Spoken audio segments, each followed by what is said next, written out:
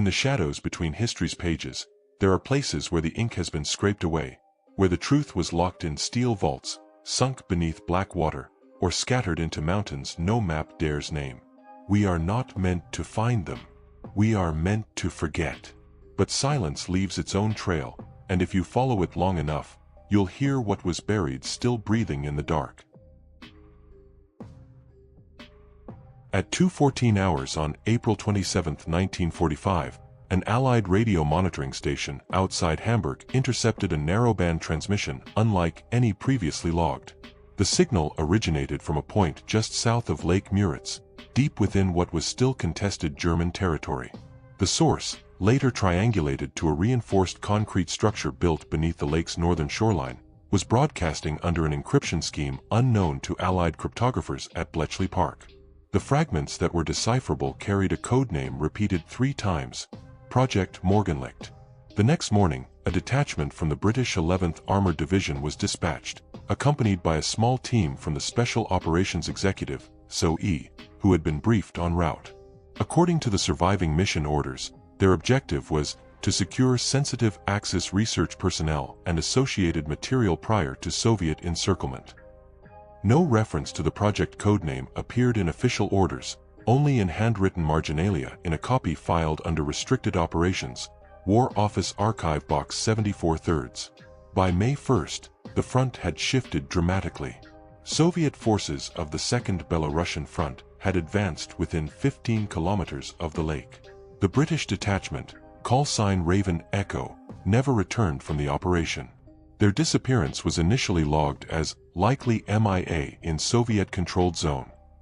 However, a declassified SHAEF, Supreme Headquarters Allied Expeditionary Force, internal memo dated June 18, 1945, notes that Soviet units claimed no knowledge of any British incursion at Lake Müritz, and that no remains, equipment, or vehicles matching their description were recovered.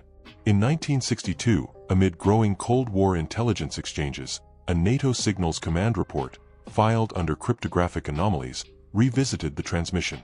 Naval sonar sweeps conducted that year during a West German military exercise recorded persistent, acoustic scattering in a grid pattern on the lakebed, consistent with submerged structures. Civilian divers attempting to reach the location reported an opaque curtain of sediment triggered by unusual underwater currents. 2 weeks later, the West German government issued a ban on all non-military diving in Lake Müritz for environmental safety. One of the few personal accounts comes from Captain Edwin R. Mallory, the last surviving SOE operative attached to Raven Echo. In an interview conducted under the Official Secrets Act in 1973, Mallory, then 52, described the initial approach to the site. "We moved at night. No lights. The shoreline was marshy, but we found a narrow concrete pier. There were steel blast doors recessed into the bank. 2 of them, both open about half a meter. We could smell ozone. Inside was wrong, like the air had been pumped in from somewhere else entirely." Mallory broke off his account when questioned further, and the transcript notes that he declined to elaborate for reasons of national security. Independent German researchers, notably historian Friedrich Baumer, have attempted to locate wartime engineering blueprints for the lake region. Baumer's 1988 monograph, Verborgene Kriegstechnik der Reichs, cites a 1944 tote organization requisition for 4,000 cubic meters of reinforced concrete delivered to Construction Zone 112B, which corresponds geographically to Lake Müritz. The requisition is unusual in that it specifies waterproofed access hatches and pressure-sealed personnel chambers. No completion report for Zone 112B has ever been found. In 1998, amateur historian Kurt Weigel recovered a rusted radio transceiver from the lake's northern shallows, bearing a faint Reich Sadler stamp and serial number range matching late-war SS Signals Corps equipment.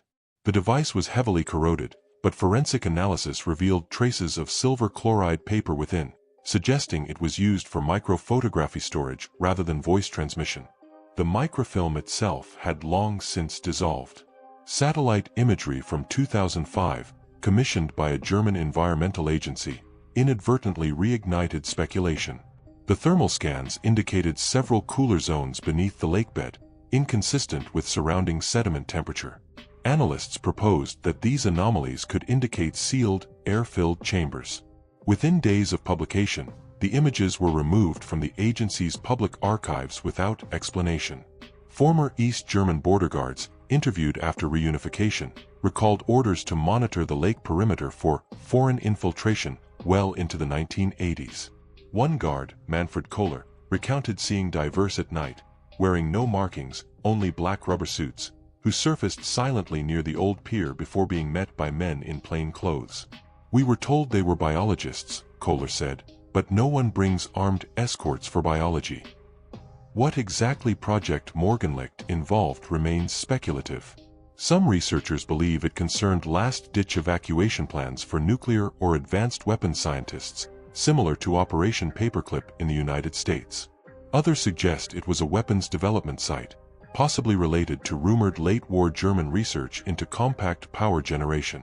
Yet the most disturbing theory comes from a fragment of intercepted German correspondence, catalogued in the British National Archives as HW34/561. It refers to Morgenlicht personnel transfer, Phase 3, and lists Group B, subjects 14 to 22, status pending. Nowhere else in surviving archives are these subjects defined. Whether they were scientists, military specialists, or something else entirely remains unknown. Today, Lake Müritz is a popular boating and tourist destination, but the northern shoreline where the supposed pier once stood is off-limits, officially designated a protected wetland. No public explanation is offered for the restriction. Unofficially, occasional late-night sightings of unmarked boats have been reported by locals, always near the prohibited zone. Some claim to have heard low-frequency hums resonating through the water on still nights. The British War Office has never released the full Raven Echo operational file. Its last known custodian, the Defense Intelligence Staff, lists it as destroyed in routine archive reduction, 1959. Yet a retired clerk from the Records Division, speaking anonymously in 2007, insists he saw the file transferred under guard to a facility in Berkshire during the late 1970s.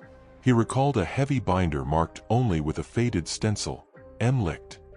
If the truth still lies beneath Lake Müritz, it is guarded not only by water and silt, but by over 70 years of deliberate silence. Whether the war ended there, or merely went underground, remains a question that neither government archives nor the lake itself seems willing to answer. At 3:45 hours on November 19, 1943, the U.S. Navy destroyer Escort K-276, operating under the codename Iron Spire, departed from Iceland's Valfjord anchorage on what official logs described as a supply escort mission to Murmansk. The convoy consisted of 3 Liberty ships carrying mixed cargo, grain, ammunition, and sealed cargo containers listed only under a War Department cipher. Weather conditions in the Barents Sea were severe but navigable, with heavy overcast and low visibility. K-276 was last recorded transmitting a routine position report at 67 degrees 41 minutes north, 40 degrees 3 minutes east, 142 nautical miles northwest of Novaya Zemlya. By 6 o'clock hours, she had ceased radio contact entirely. The U.S. Navy's after-action summary marked the vessel lost, presumed sunk by enemy submarine action, yet the Soviet Northern Fleet, whose patrols monitored the region, reported no German U-boat activity in the area during that time frame. In fact, Soviet listening stations at Cape Zelenia had intercepted a strange, high-frequency signal around the same time as K-270SIX's disappearance. The source, triangulated over open water, appeared to match the destroyer's last known position. Its content, when later reviewed in Moscow, was unintelligible, consisting of irregular bursts followed by an extended low tone lasting nearly 8 minutes. Recently declassified Soviet naval intelligence records, obtained through archival access in the late 1990s, contain an incident report titled Case Designation, Black Mercury. The report includes a single translated excerpt from an intercepted U.S. Navy communication sent 2 days before K-270SIX's departure. Ensure isolation protocols remain in place during transit. No deviation from assigned corridor. In the event of hull breach, initiate flood containment immediately. The mention of Black Mercury appears only once more, in a redacted inventory list believed to be connected to the sealed containers aboard one of the Liberty ships. One retired Soviet radar officer, Lieutenant Sergei Volkov, claimed during a 1994 oral history interview that the silhouette of a U.S. Navy destroyer was spotted in March 1957, not at sea, but embedded in ice along the southern coast of Severnaya Zemlya, hundreds of miles from any navigable channel. "We thought it was some sort of training target," Volkov said, but the hull numbers were visible. K-276. The same ship that had been missing for 14 years. Volkov stated that within 48 hours, the site was sealed off by Soviet military engineers and no further sightings were reported. The Americans have never acknowledged this claim, but aerial photographs from a declassified Corona spy satellite pass in 1962 show a long, narrow object protruding from glacial ice in the same location described by Volkov. The images were filed under potential Arctic naval wrecks and quietly downgraded in priority assessment. Documents obtained through the U.S. Freedom of Information Act reveal that the Office of Naval Intelligence, ONI, conducted a classified inquiry into polar maritime recovery operations in 1963, involving joint meetings with the Atomic Energy Commission. While most of the content remains blacked out, one surviving paragraph notes residual high-density particulate deposits consistent with unprocessed ore or experimental metallurgical compounds. This has led some researchers to speculate that black mercury was not a code name for a weapon, but for a material, potentially a heavy, toxic metal with unusual properties.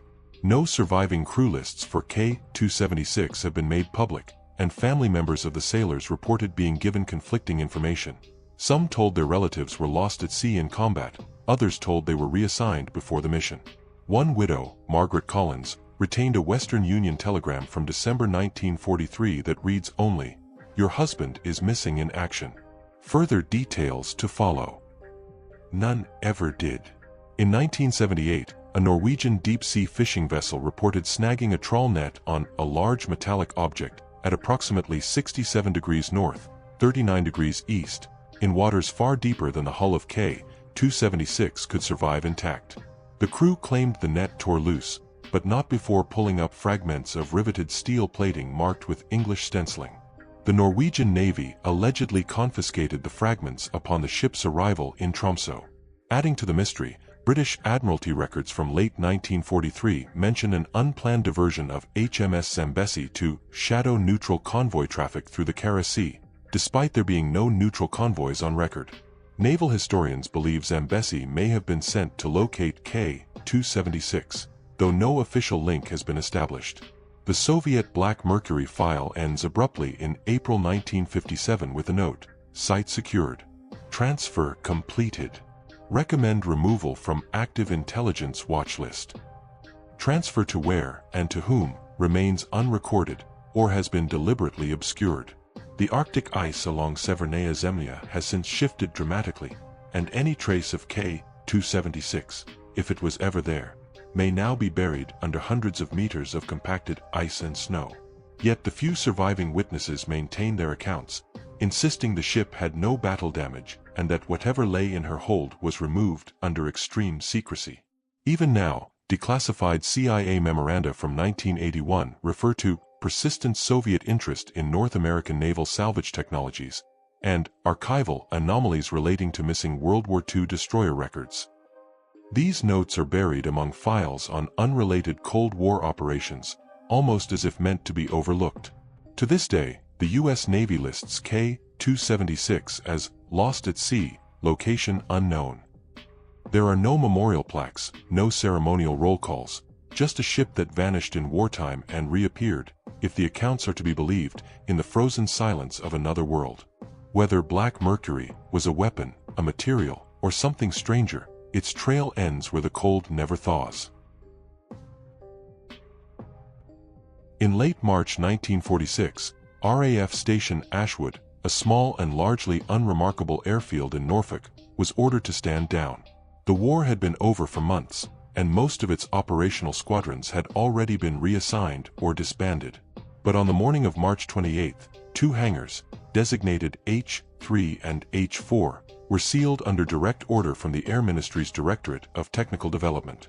Civilian contractors poured reinforced concrete into their entrances, leaving only small, padlocked personnel doors accessible from the side. Inside, according to the last surviving maintenance manifests, were salvaged Luftwaffe materials, awaiting disposal. The surviving paperwork from that week shows no specifics, no engine types, no airframes, not even basic weight measurements.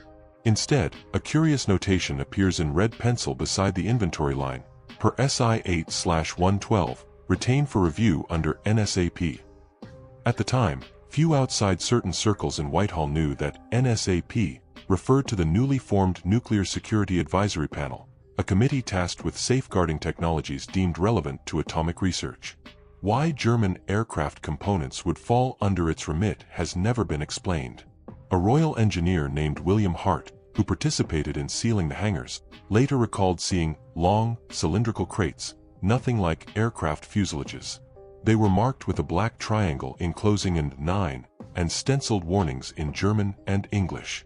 We were told they were guidance systems from V weapons, but I've worked with those before. These weren't anything like them. For nearly 3 decades, H-3 and H-4 remained untouched. The rest of the airfield fell into disrepair, its runways cracked and overtaken by grass. The MOD retained ownership but refused to clarify the site's purpose, occasionally sending security patrols at irregular intervals. In 1974, amid a broader government audit of surplus properties, the sealed hangars were reclassified under the Nuclear Security Act. This reclassification came with the quiet removal of all remaining base records from the county archives. An FOI request in the 1990s produced only a heavily redacted 4-page memo, dated June 12, 1946, titled Type 9 Apparatus, Interim Containment. It states that the items were acquired in secure condition from defeated enemy, and that further field trials scheduled for autumn are hereby suspended pending decision from Cabinet Committee on Unconventional Propulsion Systems. Notably, no such committee appears in other government records of the time. Local residents recall strange activity long after the war's end. In the early 1950s, convoys of military trucks, often traveling at night without headlights, were seen entering the airfield through a rear access road. Several witnesses claim to have seen personnel in unmarked uniforms unloading additional crates into the sealed hangars. No official record of these deliveries exists. Aerial photographs from 1961 show faint ground disturbance patterns radiating out from H-4 toward the northern perimeter, as though underground cabling or piping had been laid. Curiously, thermal imaging surveys conducted by a private contractor in 1982 revealed temperature anomalies beneath the hangars, cooler zones that some engineers speculated could indicate insulated chambers. In 2003, a retired MOD security officer, Mr. K, pseudonym, agreed to speak under condition of anonymity. He claimed that the hangars held 3 complete units of the 9 series, recovered from a facility outside Leipzig in April 1945. According to him, these were not conventional weapons or aircraft components, but modules for high-energy field testing, something to do with propulsion, though not in the sense of rocket motors. Mr. K described them as metallic, matte black, with no visible seams, about 5 meters long, 1 meter in diameter, mounted on reinforced cradles. He also stated that scientists from both the UK and the United States visited the site in the early Cold War years, conducting experiments that produced localized magnetic disturbances. Attempts to access the site today are met with layered security measures. The airfield is ringed by new fencing, surveillance cameras, and warning signs citing radiological hazard. No environmental studies have been released to confirm such a hazard exists. In 2011, a team of urban explorers managed to breach the outer perimeter but reported being intercepted within minutes by private security wearing body armor and carrying suppressed weapons. They were escorted off without explanation and later received legal notices warning against trespass. The question of what Type 9 apparatus actually refers to remains unanswered. Some aviation historians believe it may be linked to experimental navigation or targeting systems developed by German scientists late in the war. Others suspect a connection to rumored work on field-based propulsion, a technology decades ahead of anything officially acknowledged in 1945. The few remaining ministry documents only deepen the mystery, with phrases like electrogravitic containment and axis realignment thresholds appearing without context. No component, photograph, or physical evidence from H3 or H4 has ever surfaced publicly.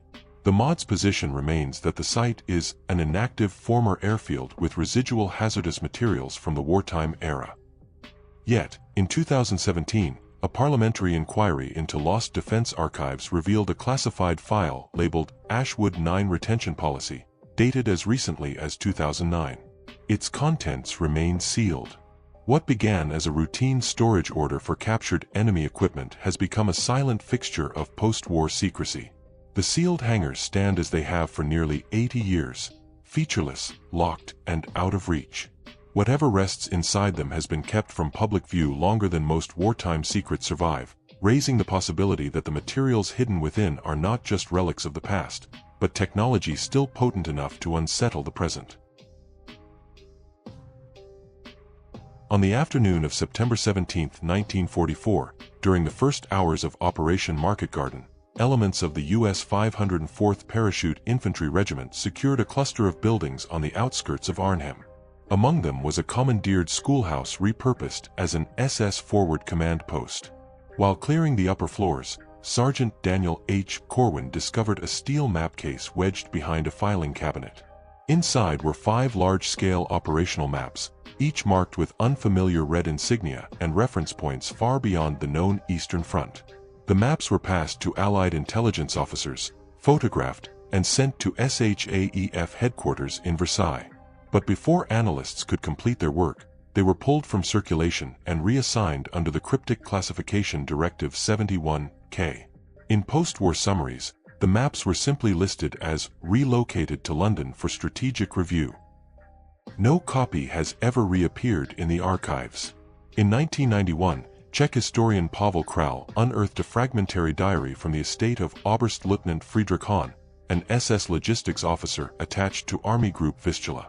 Hahn's entries for August 1944 describe relocation corridors leading from occupied Poland into remote, forested regions east of the Carpathians. He refers to Die Ostliche Archie, the Eastern Arc, and lists several place names corresponding to the red insignia found on Corwin's captured maps. Most disturbing is a final entry dated August 29. Phase 2 cargo prepared for final movement. Radiation protocols in effect. Civilian zones cleared without record. Archival searches in Warsaw and Moscow revealed no official record of these corridors. However, declassified Soviet military reports from 1958 mention unexplained radiation spikes in the Bieszczady Mountains, an area overlapping with Hahn's coordinates. These spikes, recorded by mobile dosimetry teams, were deemed non-threatening and never investigated further. When Král presented this correlation at a 1994 symposium, his slides were reportedly confiscated during a break by plainclothes officials claiming to represent the Czech Ministry of Defense. An American intelligence officer who served in post-war Germany, speaking anonymously in 2002, recalled being shown one of the Arnhem maps in 1945. It had no front lines, no unit markers, just corridors, marked in deep red, with symbols I'd never seen before. They converged on 3 locations in mountainous terrain. Each site was marked with concentric circles and a small Greek letter gamma. In the legend, that symbol had no definition. Adding weight to the mystery, British War Office correspondence from October 1944 notes the sudden reassignment of Major Evelyn Cross, a cartography expert, from Market Garden analysis to Special Liaison 71K. Her personnel file ends abruptly with a one-line entry, transferred to Colonial Office duties, April 1946. No further service records exist, and her family reported that she refused to discuss her wartime work for the rest of her life. By the mid-1950s, NATO aerial reconnaissance flights over Eastern Europe occasionally noted large, featureless clearings in heavily forested zones within Hahn's mapped coordinates. These clearings were devoid of roads, structures, or visible human activity. Analysts at the time dismissed them as natural meadows or seasonal logging areas. Yet infrared film analysis, performed decades later, showed residual heat signatures inconsistent with untouched terrain. In 1971, a Polish forestry survey team reported finding a collapsed tunnel entrance on a slope near the Slovak border. Inside were rusted metal doors and a reinforced concrete arch, both showing signs of demolition from the inside. Radiation readings taken by the team's Geiger counter were significantly above background levels. Within 48 hours, the site was sealed off by the Polish military, citing landslide danger. No public follow-up was issued. Witness accounts from locals in the region tell of forced evacuations during late summer 1944, carried out by German troops without explanation. Villages near the suspected corridor routes were emptied within hours, their residents relocated dozens of kilometers away. Survivors recalled seeing convoys of covered trucks, often traveling under heavy guard, moving at night toward the mountains. What exactly the Eastern Arc contained remains speculative. Some researchers believe it was a repository for looted art and gold, hidden from both advancing Soviets and retreating Germans. Others suspect it was a relocation of scientific material or personnel linked to late-war weapons projects. The reference to radiation protocols in Hahn's diary has fueled theories that the corridors led to storage sites for radioactive material, possibly captured from earlier Axis nuclear research.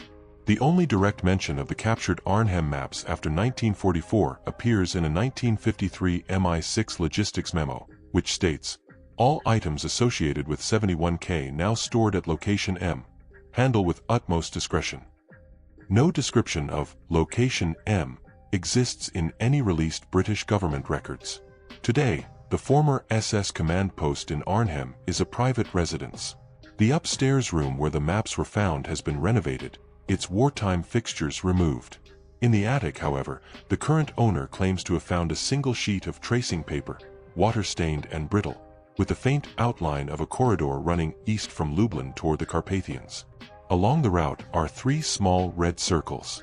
One bears a hand-drawn gamma symbol. If the Arnhem maps truly showed an organized Nazi withdrawal into secret mountain facilities, it would represent one of the largest unacknowledged operations of the war's final year. But without the originals, or access to the sealed Directive 71K files, the Eastern Arc remains where it has been for over 70 years, locked away in the dark spaces between what history remembers and what governments choose to forget. In February 1948, amid mounting Cold War tension, the U.S. Army initiated a covert mission under the codename Operation Black Anvil. The target was a sealed Wehrmacht facility deep in the Austrian Alps, identified through interrogation of a captured German signals officer. The officer described it as a vault for Reich research beyond the reach of bombs or surrender. The site lay 2,000 meters above sea level in the Ötztal Range, accessible only through a single reinforced tunnel concealed by rockfall. The operation was officially designated as a recovery of archival intelligence materials, but was conducted by a composite team of U.S. Army Counterintelligence Corps, CIC agents, engineers from the Manhattan Engineer District, and a handful of German-speaking military interpreters. The inclusion of Manhattan District personnel, whose work had focused on nuclear weapons development, was never explained in the surviving paperwork. According to a partial after-action report dated February 26, 1948, the vault's outer doors bore the Reichsadler emblem clutching an unfamiliar sigil, a stylized atom surrounded by laurel branches. The doors had been welded shut from the outside, suggesting the Germans had sealed it themselves. Cutting torches revealed a second layer, a steel blast door lined with lead sheeting. Inside, the team found rows of lead-lined containers approximately 1 meter in length, each bearing the same atomic sigil and serial numbers prefixed with KZA. The official report states the containers were empty upon inspection, and that the site yielded no materials of scientific or military significance. However, a set of photographs recovered in 1972 from the estate of Army photographer Sergeant Harold D. Vance contradict this claim. The images, quickly confiscated after their brief public appearance, show uniformed personnel loading intact containers onto tracked transport vehicles marked with U.S. Army stars. In one image, a container lid is partially open, revealing a cylindrical object wrapped in what appears to be foil-like insulation. Within weeks of the operation, the vault was demolished with high explosives, erasing all trace of its existence. Local Austrian records list the explosion as controlled avalanche prevention. Residents of a nearby village, Vent, recalled the arrival of dozens of unmarked trucks and armed guards during that winter, as well as a sudden, unexplained surge in military aircraft activity from the U.S.-occupied Innsbruck airfield. In 1952, a classified memo from the U.S. Atomic Energy Commission, AEC, references materials transferred under Black Anvil protocols to Facility 12, Nevada. No description of the materials survives in the declassified portions, but the memo emphasizes containment integrity and ongoing hazard mitigation. Facility 12 does not appear in any official list of AEC sites. An Austrian mountaineer, Johann Rainer, later claimed that his climbing partner stumbled upon debris from the demolished vault in the summer of 1949. Among the rubble, they found fragments of heavy metal casing with German text warning of Gefahr bei Strahlenaustrit, danger in case of radiation release. Before they could remove the pieces, armed U.S. soldiers appeared and ordered them away, threatening arrest. The fate of the lead-lined containers remains unclear. Some researchers believe they contained experimental fuel or reactor components from late-war German nuclear research programs, possibly from the projects of Kurt Diebner or Werner Heisenberg. Others suspect they were prototypes for a weapon never completed before the surrender, hidden away to prevent Soviet capture. Declassified U.S. Army correspondence from 1949 includes a letter from General Leslie Groves, former head of the Manhattan Project, to the Secretary of the Army.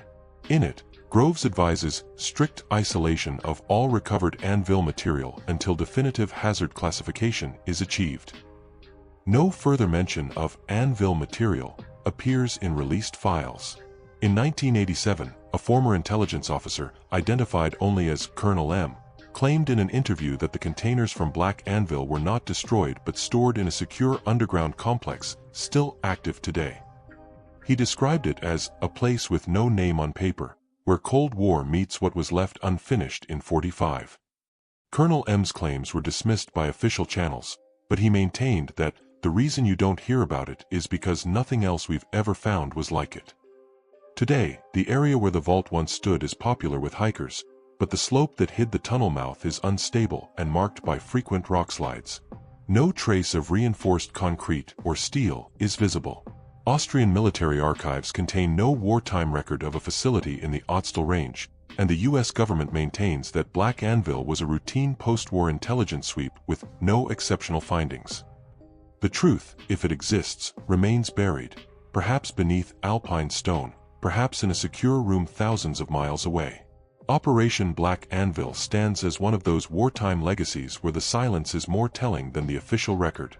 If the vault's contents were truly empty, the secrecy surrounding them has lasted far longer than any harmless relic ever should. Some doors were never meant to be opened, and some questions demand a price in blood long after the war has ended. Yet the files are still out there, hidden, redacted, mislabeled, each one a fuse waiting for a careless hand to strike. When the truth finally forces its way into the light, it will not come gently. It will come like the echo of a war we were told was over.